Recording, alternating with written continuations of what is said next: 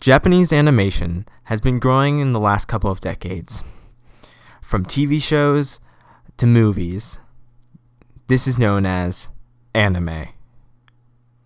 Anime has showcased so many things to its audience in the last couple of years. From the animators blowing us away with breathtaking visuals to making us care about characters who are flying through the sky on using some sort of rig, I guess. Yeah. They're even fighting naked people. I really can't make this up, people. Ugh. But don't even get me started on the frickin' plot. You guys know what I'm talking about. Oh, God. Okay, I won't bite. You're the new guy, huh? It's nice to meet you.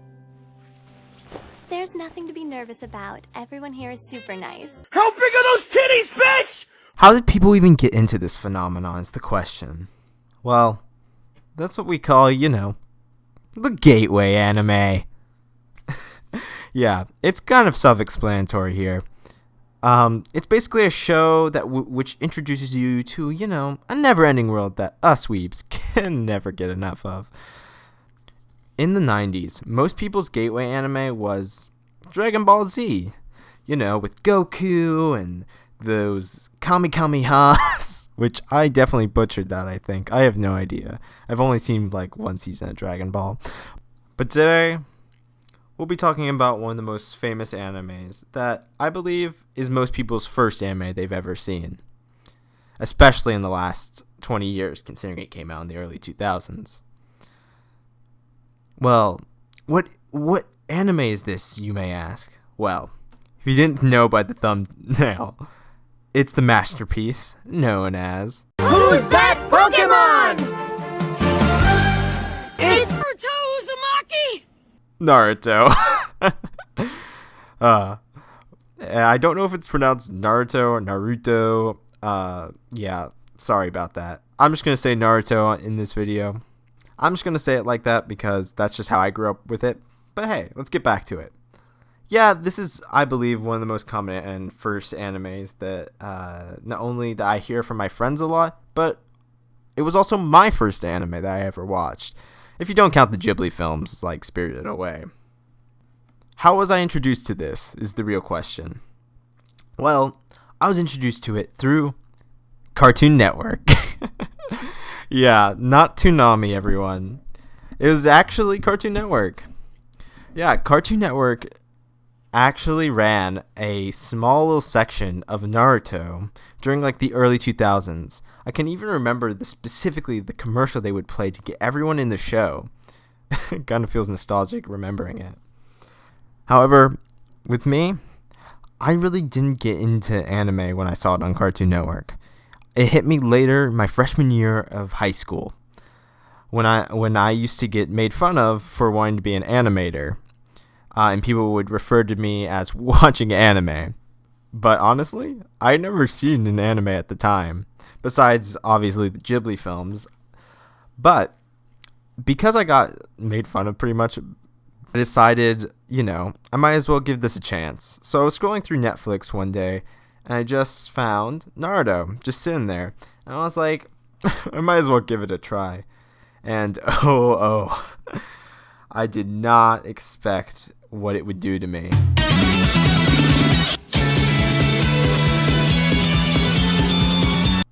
But that's for another day. We're just talking about Naruto here. With joking aside, Naruto, you could joke all day about the show and some of the scenes in it, but jokes aside, the show has really had an immense impact and is still relevant today because it's still growing in popularity because of that awful sequel series. Ugh. I hear the manga's better, though. You can find merch like t-shirts, bowls, and even, interesting things, to say the least.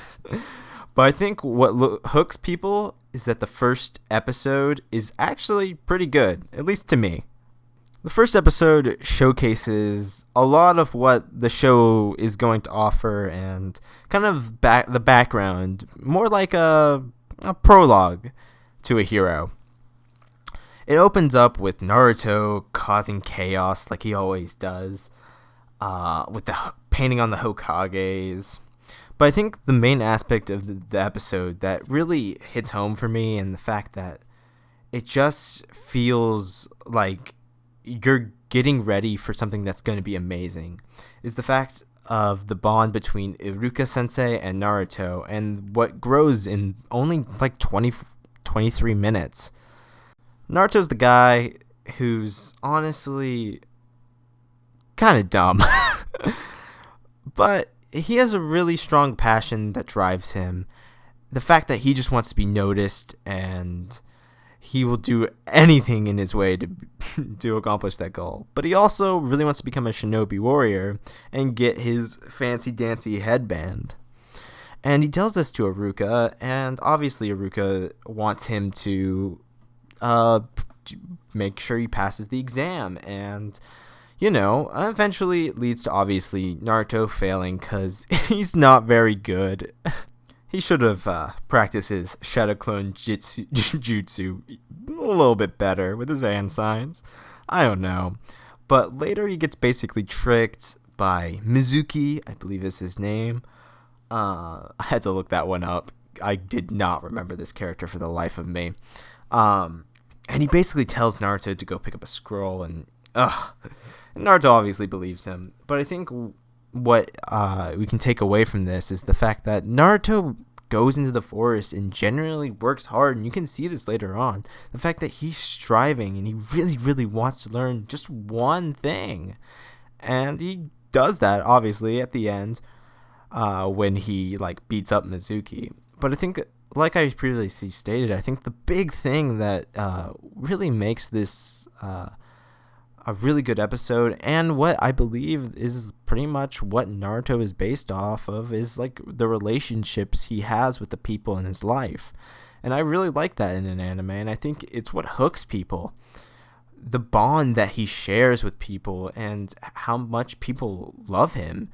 Like I said, Iruka really sees himself in Naruto, even though the nine-tailed fox is in him, and he's really just trying to protect the kid, not turn out like him. And at the end of the day, Naruto obviously graduates, and it's really, really cool and a heartwarming scene. I could go on and on about the first episode, but I really want to talk about one of the main problems I have with the show, and because I just want to complain, I just want to complain.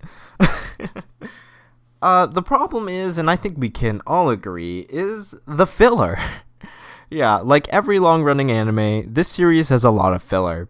I honestly don't know why studios do this. They just need to know the fact that it's okay just to take a break between seasons, kind of like what My Hero Academia is doing. It basically makes sure that the show has longevity and that it gives it time for the manga to catch up. And honestly, Naruto, especially Naruto Shippuden, has a major problem. I don't even know if I'm looking at this right. Does this say 41%?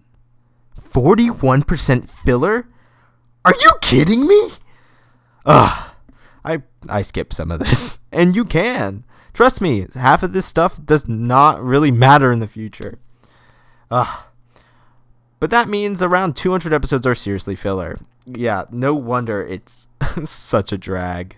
Man, what a drag. In conclusion, this show is okay. It's a pretty good gateway anime. But I don't think it's necessarily for people who don't want a really long-running series. Because honestly, a lot of people who I get asked recommendations for, they ask, I just want something quick, kind of just to get me started, right? So I wouldn't necessarily recommend Naruto in today. I'd probably recommend One Punch Man or something. But if you do decide to go with Naruto, please, God, just skip the filler. Hey everyone, my name's Anime Only. Welcome to my channel. This is the first of many videos to come. I'll be doing a lot of videos on anime, obviously, because we're called Anime Only. And not only that, I'll also do a lot of videos on cartoons, that that have just been like really influential to me and everything. But one thing that we will not do here is we will not talk about manga. This is anime only, where we just watch anime. But there might be a manga video, I don't know. Yeah, who cares? Alright, thanks so much for watching, and hope to see you guys in the next one. Bye.